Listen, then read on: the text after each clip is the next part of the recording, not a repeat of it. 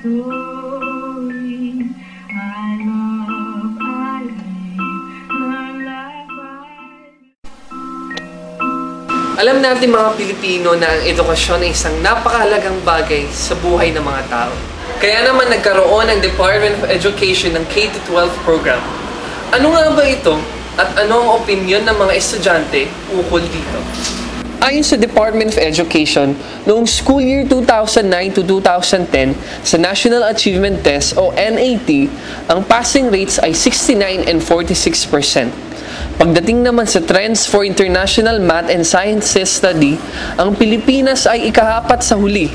Kaya naman ang K-12 program ay isinulong para mabigyan pa ang mga estudyante ng sapat na kaalaman para mas maging handa sila pagdating ng kolehiyo at sa paghahanap ng trabaho. Maraming gusto na mag-aral dahil natupad yung K-12. At ng mga hindi na ako mag-aral, makakapasok ng mga. Marami ding magkakaroon ng mga trabaho. Mas matututo po kami tapos po sana po madagdagan po yung mga libro para dagdag kaalaman.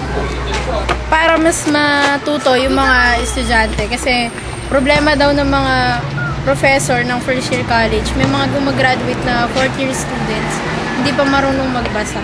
Para tayo ay mas maliwanagan tungkol sa K-12 program, aming nakapanayam ang isang principal na si Mrs. Lilibet Matira. K-12 kasi maganda at mas pabor para sa estudyante dahil after makagraduate ng grade 12, may opportunity for employment agad ang estudyante. Samantala kung walang K-12, kahit matapos niya yung 4th year, less ang opportunity niya na magkamayroon ng disenteng trabaho. Sa K-12 may skills kasi grade 10, 11, and 12, skills na pinag-uusapan doon kung ano yung need ng estudyante. So, meron pang enough na time.